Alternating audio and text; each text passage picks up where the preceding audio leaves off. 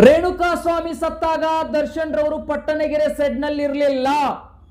ದರ್ಶನ್ ರವರು ಹೊಡೆದಿದ್ದು ನಿಜ ಅಂತ ಹೇಳಿ ಉಲ್ಲೇಖ ಆಗಿದೆ. ಚಾರ್ಜ್ ಶೀಟ್ ನಲ್ಲೂ ಕೂಡ ಎರಡೇಟ್ ಹೊಡೆದ್ರು ಬುದ್ಧಿ ಮಾತು ಹೇಳಿ ದರ್ಶನ್ ರವರು ಅಲ್ಲಿಂದ ಹೊರಡ್ತಾರೆ ಪಟ್ಟಣಗೆರೆ ಸೆಡ್ ನಿಂದ ಅನ್ನುವಂಥದ್ದು ಹಿಂದೆ ಕೂಡ ದರ್ಶನ್ ರವರು ಹೇಳಿರುವಂತದ್ದನ್ನ ನಾವು ಇಲ್ಲಿ ಜ್ಞಾಪಕಿಸ್ಕೊಳ್ಬೇಕಾಗ್ತದೆ.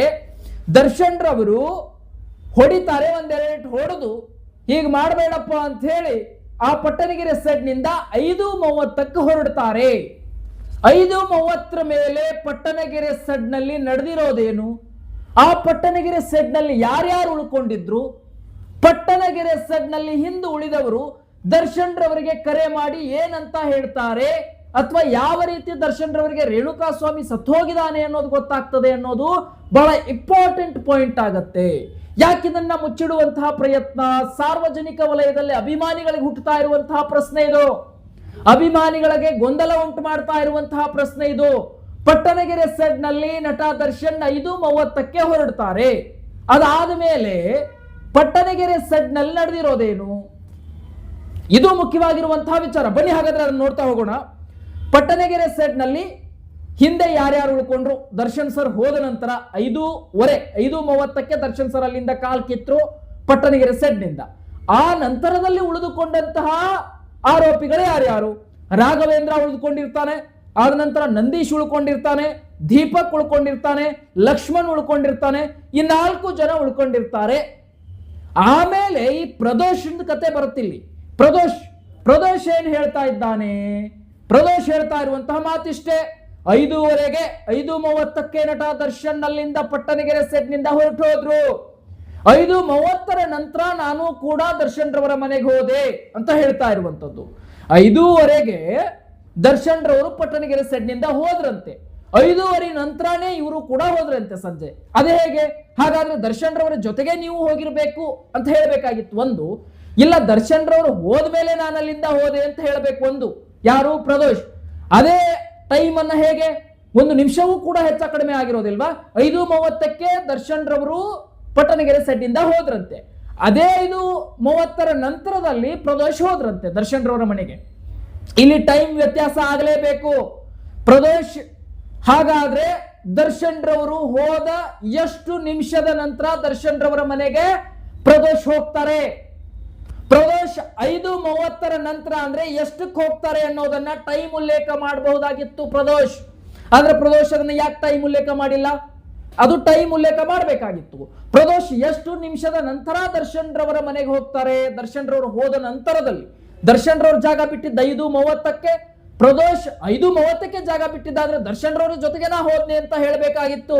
ಆದ್ರೆ ಪ್ರದೋಷ್ ಹೇಳ್ತಾ ಇರುವಂತದ್ದು ದರ್ಶನ್ ರವರ ಮನೆಗೆ ಹೋದ ನಂತರ ನಾನು ಆಮೇಲೆ ದರ್ಶನ್ ರವರ ಮನೆಗೆ ಹೋದೆ, 5:30ಕ್ಕೆ ನಾನು ಜಾಗ ಬಿಟ್ಟೆ ಅಂತ. ಏನಿದು ಇಲ್ಲಿ ಟೈಮ್ ವ್ಯತ್ಯಾಸ ಅಂತೂ ಡೆಫಿನೆಟ್ಲಿ ಆಗಿರ್ತದೆ ಅನ್ನುವಂಥದ್ದು ಅಭಿಮಾನಿಗಳ ಆಕ್ರೋಶ. ಇದು ಸಾರ್ವಜನಿಕವಾಗಿ ಹೌದಾ? ಇನ್ನು ಪ್ರದೋಷ್ ನೇರವಾಗಿ ದರ್ಶನ್ ರವರ ಮನೆಗೆ ಬಂದು ದರ್ಶನ್ ಸರ್ಗೆ ಹೇಳ್ತಾರೆ. ಪ್ರದೋಷ ಹೇಳ್ತಾನೆ, ಏನಂತ ಹೇಳ್ತಾನೆ? ರೇಣುಕಾ ಸ್ವಾಮಿ ಸತ್ತು ಹೋಗಿದ್ದಾರೆ ಸರ್ ಅಂತ ಹೇಳಿ.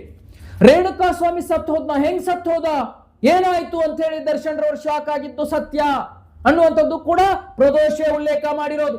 ದರ್ಶನ್ ರವರು ಶಾಕ್ ಆಗ್ತಾರಂತೆ ಈ ಮಾತನ್ನ ಕೇಳಿ. ದರ್ಶನ್ ರವರು ಶಾಕ್ ಆಗಿದ್ದಾರೆ. ರೇಣುಕಾ ಸ್ವಾಮಿ ಸತ್ತು ಹೋದ ಅಂದ್ರೆ ಹೆಂಗ್ ಸತ್ತ, ಏನಾಯ್ತು ಅನ್ನುವಂಥದ್ರಲ್ಲಿ ಶಾಕ್ ಆಗ್ತಾರೆ. ದರ್ಶನ್ ರವರು ಹೊಡೆದಿದ್ದಕ್ಕೆ ತೀರ್ ಹೋದ ರೇಣುಕಾ ಸ್ವಾಮಿ ಅಂತ ಹೇಳ್ತಾ ಇರುವಂತಹ ಪ್ರದೋಷ್ ಆಮೇಲೆ ಅಲ್ಲಿಂದ ಬಂದ ರೇಣುಕಾ ಸ್ವಾಮಿ ಅವರಿಗೆ ಅಲ್ಲಿ ತನಕ ಏನೇನ್ ಆಗ್ತಾ ಇತ್ತು, ಹಿಂದುಳಿದಂತ ರಾಘವೇಂದ್ರ, ನಂದೀಶ್, ದೀಪಕ್, ಲಕ್ಷ್ಮಣ್ ಇವರೆಲ್ಲ ಏನ್ ಮಾಡ್ತಾ ಇದ್ರು, ರೇಣುಕಾ ಸ್ವಾಮಿಯ ಒಂದು ಸ್ಥಿತಿ ಗಂಭೀರ ಆಗ್ತಾ ಇದೆ ಅಂತ ಆದ್ರೂ ದರ್ಶನ್ ರವರಿಗೆ ಒಂದು ಕರೆ ಮಾಡ್ಬೇಕಿತ್ತಲ್ಲ. ರೇಣುಕಾ ಸ್ವಾಮಿ ಅಷ್ಟು ಸ್ಥಿತಿ ಗಂಭೀರವಾಗಿದ್ರು ಕೂಡ ಏಕೆ ಫೋನ್ ಮಾಡಲಿಲ್ಲ? ರೇಣುಕಾ ಸ್ವಾಮಿಯ ಸ್ಥಿತಿ ಕ್ಷೀಣಿಸ್ತಾ ಇದೆ, ಗಂಭೀರ ಆಗ್ತಾ ಇದೆ, ಆಸ್ಪತ್ರೆಗೆ ಒಯ್ಯಬೇಕು ದರ್ಶನ್ ಸರ್, ಇಲ್ಲ ಅಂದ್ರೆ ಬದುಕಲ್ಲ ಅಂತ ಒಂದೇ ಒಂದು ಕರೆ ಮಾಡ್ಬೇಕಿತ್ತಲ್ಲ ದರ್ಶನ್ ರವರಿಗೆ. ಯಾಕೆ ಮಾಡ್ಲಿಲ್ಲ ಇವರು? ಅದ್ರ ಜೊತೆಗೆ ಈ ಪ್ರದೋಷ್ ಹೇಳ್ತಾ ಇರುವಂತಹ ಮಾತುಗಳನ್ನು ಕೇಳಬೇಕು. 5:30ಕ್ಕೆ ದರ್ಶನ್ ರವರು ಹೊರಟು ಹೋದ್ರಂತೆ. 5:30 ನಂತರ ಪ್ರದೋಷ್ ಕೂಡ ಹೋದ್ನಂತೆ. ಪ್ರದೋಷ್ ಹೋಗಿರೋದು ಎಷ್ಟು ಟೈಮ್ ಉಲ್ಲೇಖ ಮಾಡ್ಲಿಕ್ಕಾಗಲ್ವಾ?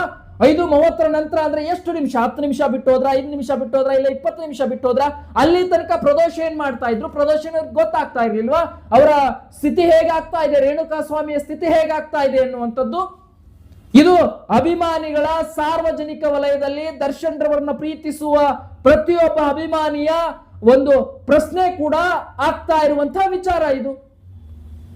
ಇದನ್ನ ಯಾಕೆ ಉಲ್ಲೇಖ ಮಾಡ್ತಾ ಇಲ್ಲ? ಆಮೇಲೆ ರೇಣುಕಾ ಸ್ವಾಮಿಗೆ ಹೊಡೆದು ದರ್ಶನ್ ರವರಲ್ಲಿಂದ ಹೋದ್ರಂತೆ, ಬೇಗ ಬೇಕೋ ಹಾಗೆಲ್ಲ ಒದ್ರಂತೆ, ಎದೆಗೆ ಒದ್ರಂತೆ, ಏನೇನೋ ಸಿಗರೇಟ್ ಇಂದ ಸುಟ್ರಂತೆ. ಇದನ್ನೆಲ್ಲ ದರ್ಶನ್ ರವರು ಒಬ್ರೇನೆ ಮಾಡ್ತಾ ಇದ್ರ? ಆ ಸಮಯದಲ್ಲಿ ಇವರೆಲ್ಲ ಏನ್ ಮಾಡ್ತಾ ಇದ್ರು? ನೋಡ್ಕೊಂಡು ಸುಮ್ಮನೆ ನಿಂತ್ಕೊಂಡಿದ್ರಂತ. ಈ ಒಂದು ವಿಚಾರಗಳೆಲ್ಲವೂ ಕೂಡ ತನಿಖೆ ಆಗೇ ಆಗತ್ತೆ.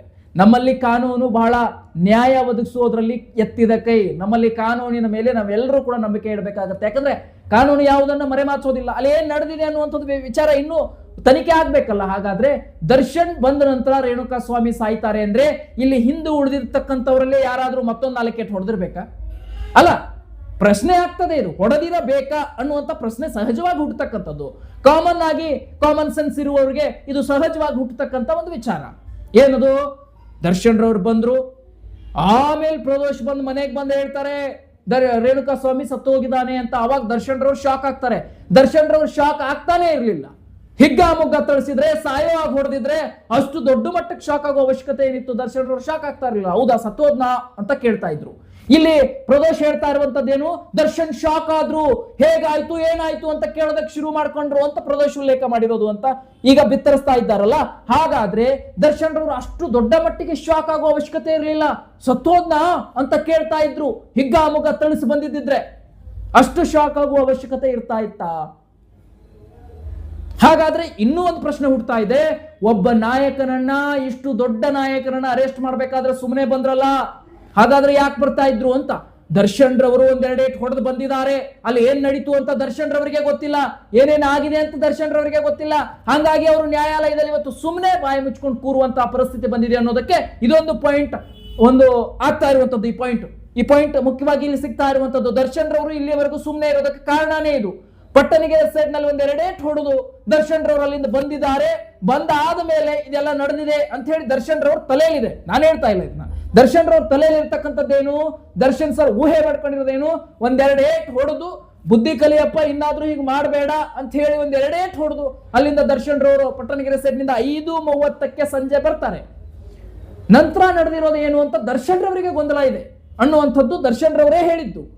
ನಾನು 2 ಏಟ್ ಹೊಡೆದು ಬಂದಿದ್ದೆ ಅಂತ ಹೇಳಿದ್ದಾರೆ ಅನ್ನುವಂಥದ್ದು ಚಾರ್ಜ್ ಶೀಟ್ ನಲ್ಲಿ ಏನೋ ಬರೆದಿದ್ದಾರೆ ಅನ್ನುವಂಥದ್ದೆಲ್ಲ ಇದೇ ಮಾಧ್ಯಮಗಳು ಬಿತ್ತರಿಸಿದ್ದು.